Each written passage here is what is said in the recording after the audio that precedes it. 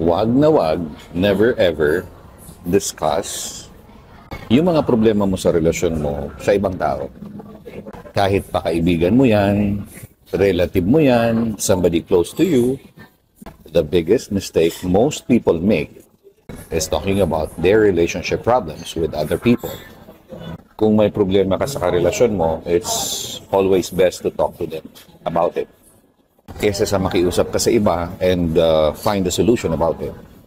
If you discuss this with other people, lagi na may judgment about your partner. At yung solusyon na pwede nila ibigay will only come from their own experience. Wala namang ibang best na nakakaalam ng relasyon nyo ay kayong dalawa. So next time na meron kayong hindi pagkakaintindihan ng partner mo, mag-usap na lang kayo.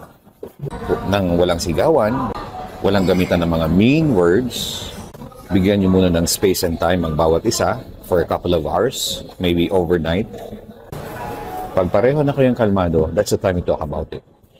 Tapos yung i-discuss nyo ay yung solusyon na. No more blaming about it. Kung anong nasa loob mo, anong nasa loob niya, pareho nyo sabihin sa isa't isa. Hindi naman po masama magkaroon ng mga disagreements. You both learn from each other. You both learn from it, from the situation. Ang end result niyan is always a stronger and a better relationship.